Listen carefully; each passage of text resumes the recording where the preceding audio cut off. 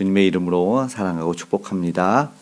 오늘은 2026년 대학 수학 능력 시험이 있는 날입니다. 작년보다 3만 명을 더 응시해서 55만 명으로 7년 만에 최대로 수능을 치른다고 합니다. 아침 8시 40분부터 오후 5시 30분까지 알고 있어요. 예전에는 그때 경적 소리도 안 내고 또 출근도 늦게 하고 그랬는데 수험생들이 직접적으로 어떤 분에게 있는지 모르겠지만 가까운 지인들에게도 있을 수 있지만 그들을 위해서 오늘 좀 기도하는 그런 하루가 됐으면 좋겠습니다. 한 해 또 그리고 지금까지 공부하면서 실력이 잘 나올 수 있도록 공부한 만큼의 것들이 문제로 잘 나와서 잘 풀어낼 수 있도록 또 최상의 컨디션이 저들에게 있을 수 있도록 또 좋은 결과를 더 얻을 수 있도록 기도하기를 간절히 원합니다. 오늘 함께 읽은 잠언서 25장 1절에서 14절의 말씀을 통해서 하나님을 영화롭게 라는 말씀으로 하나님의 말씀 증거하려고 합니다. 솔로몬의 잠언, 그런데 히스기야 왕이 다시 편집한 그 신하들이 편집한 말씀이라고 되어 있습니다. 히스기야는 나라를 개혁하고 백성들을 모두 하나님에게로 돌이켰던 믿음의 왕이었고 우리가 아는 유월절도 송유월절도 지켰던 그런 선왕으로 요시야 왕과 함께 더불어 그렇게 믿음의 왕으로 분류가 되죠. 그런데 그 시대에는 이 솔로몬은 이제 자기 선대인데 많이 잊혀졌던 것 같아요. 그래서 다시 하나님의 말씀으로 돌아가자는 그런 초대를 했던 것 같습니다. 오늘 우리에게도 늘 성경은 묻고 있어요. 우리는 이 자리에서 하나님께 영광을 돌리고 있는가? 네. 예전에 그 불타는 전차라는 영화에서 그 주인공의 아버지가 감자를 잘 깎는 일 하나로도 하나님께 영광을 돌릴 수 있다 이런 말을 했는데 사람의 제일 되는 목적은 웨스트민스터의 교리문답인 소요리문답 1번에서 말합니다. 사람의 제일 되는 목적은 무엇인가? 하나님을 영화롭게 하는 것과 종일토록 그를 즐거워하는 것이다 라고 말합니다. 믿음이 들어가면 이것이 가슴 설레고 뛰죠. 내가 정말 하나님을 기쁘시게 하는 사람인가, 영광 돌리는 사람인가 라고 말이죠. 오늘 읽은 잠언 25장 1절에는 히스기야의 신하들이 편집한 이야기라고 말하고 2절에는 이를 숨기는 것이 하나님의 영화다. 그리고 이를 살피는 것이 왕의 영화다. 세 번역이나 다른 현대인의 성경, 한글 성경은 영광으로 번역을 합니다. 그러니까 모든 것을 하나님이 다 알려주시지 않을 수가 있다. 그러나 때로는 그 뜻이 숨겨져 있을지라도 우리가 다 헤아릴 수 없는 것뿐이지 그 안에는 다 하나님의 영광이 있다라는 이야기입니다. 이해할 수 없어도 나아가는 믿고 순종하는 것, 그것이 하나님께 영광이 되는 길이다라는 것입니다. 우리가 욥기만 보더라도 고난의 책으로 알고 있지만 사실은 고난에 대한 어떤 정확한 명확한 답이 욥에게 주어지지 않아 욥은 답답해하지만 결국에 38장 이후에 하나님이 나타나셔서 보여주셨던 것은 하나님의 영광이셨어요. 고난 속에서도 우리 인생 가운데서도 하나님의 영광, 그리고 우리가 다 헤아릴 수 없다는 것을 하나님은 욥을 데리고 우주의 기초를 놓을 때 너가 있었느냐 이런 말을 하면서 우주 여행을 하십니다. 그런 다 헤아릴 수 없는 것을 통해서 욥은 입을 가릴 뿐이었습니다. 하나님의 영광의 책으로 분리하고 우리 인생에도 하나님의 영광이 드러난다는 것이죠. 신앙이라는 것은 때로는 우리가 다 알고 가는 것이 아니라 믿고 순종하는 것이다. 오늘도 우리가 그 뜻 알고 나아가기 원합니다. 그러니까 불평이 아니고 사실은 하나님께서 내게 주신 일은 무엇인가? 오늘 성실하게 그 길 가기 원합니다라고 순종의 믿음의 고백을 하면서 나아가는 것이 하나님께 영광이 되는 신앙의 모습이다라고 우리는 믿고 나아가야 될 것입니다.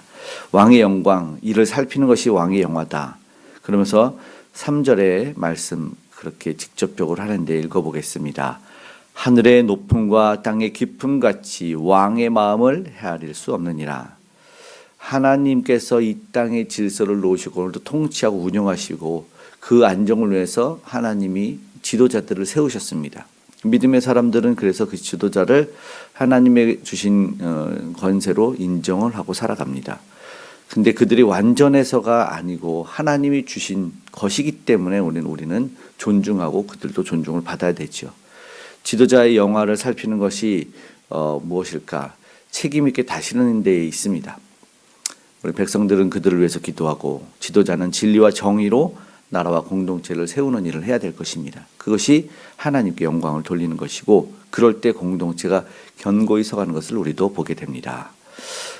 그리고 오늘 이렇게 잠언들이 한 절 한 절 있는 걸 예전에 개별 잠언들을 했는데 그래서 뜻을 정확히 오늘도 말씀도 헤아릴 수가 없고 성경이라는 것도 우리가 어느 정도 성경에서 말씀해 주시니까 알지 때로는 우리가 난해한 이야기들도 정확히 해석해내지도 못할 수도 있다. 이것도 하나님의 위대하심 때문이다라고 보면 좋을 것 같습니다.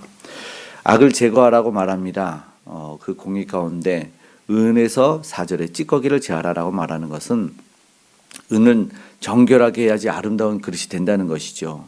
지도자도 악한 것을 분별해내고 멀리해내야 된다. 그러니까 그것이 하나님께 이어서 말하면 영광이 되는 것이고 그 권위에 맞게 합당하게 살아가는 것이다 라는 것이죠.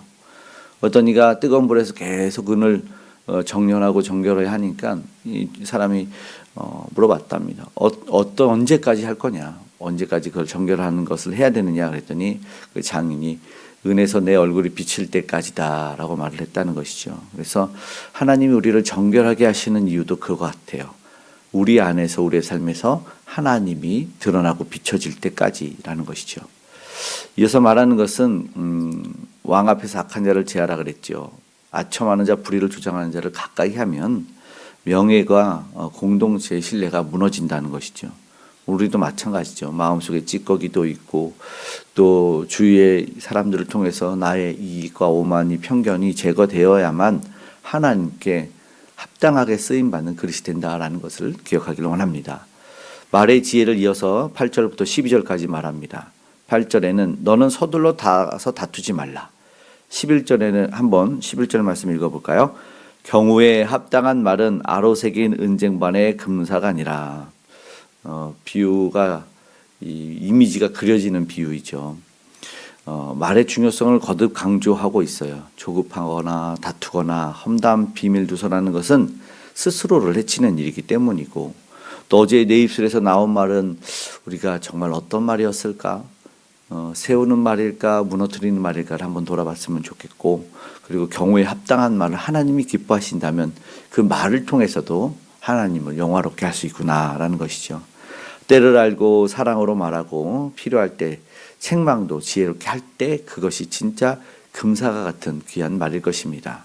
또한 들을 줄 아는 귀도 복이다라고 말하죠. 12절에 슬기로운 자는 자의 책망은 청중하는 귀의 금골이다. 듣는 귀를 말합니다. 교만한 사람은 귀를 막고 살아요. 그러나 겸손한 사람은 책망을 은혜로 받아요. 다르죠. 듣는 귀가 오늘도 성장하기를 그리고 아름다운 금사가 같은 말이 우리에게 나오기를 소망합니다. 13절 14절 오늘 마치는 말씀 속에서 이야기를 하고 있습니다. 13절의 말씀 한번 읽어보겠습니다. 충성된 사자는 그를 보낸 이에게 마치 추수하는 날의 얼음 냉수 같아서 능히 그 주인의 마음을 시원하게 하느니라. 아멘. 잠언은 여전히 하나님의 주권을 말하고 있습니다. 오늘 우리의 삶도 그래야 됩니다. 이런 충성이 보낸 사람을 시원하게 한다. 사람의 마음을 살리고 주인을 기쁘게 하는 것이지요. 그래서 지도자 곁에도 우리의 삶 속에서 충성된 한 명을 볼 때 은혜가 되고 또 기쁨이 넘치는 것을 보게 됩니다. 그런데 반대로 거짓된 충성을 14절에 하는 자는 이 뭐라고 하죠? 말로만 약속하는 사람 비없는 구름이라고 허무하다는 이야기를 합니다. 믿음의 사람은 시원함을 주는 사람이죠. 우리가 그런 소망이 있었으면 좋겠습니다. 지도자를 돕고 공동체를 세우고 하나님을 영화롭게 하는 그런 저와 여러분 되기를 소망합니다. 오늘 말씀 마치고 기도하기 원합니다. 오늘 말씀 속에서 지도자와 백성에 대한 이야기, 주인과 종, 상하 관계를 다루지만 결국 한 가지를 이야기합니다. 하나님 앞에서의 태도, 인간의 제일 되는 목적을 이야기하고 있습니다. 오늘 우리도 하나님의 뜻을 신뢰하고 맡은 일에 책임을 다하고 말의 신중을 그리고 사람을 세우는 지혜로 살아가기를 원하고 그러한 삶이 하나님에게 영광이고 영화를 올려드리는 일이다라는 것이죠. 오늘 하루 하나님의 뜻을 다할 수 없어도 신뢰로 믿음으로 나아가기 원하고 맡은 자리에서 충성되게 하나님께 영광 돌리는 저와 여러분 되기를 주님의 이름으로 축복합니다. 아멘. 기도하겠습니다. 사랑이 많으신 아버지 하나님, 고맙고 감사합니다.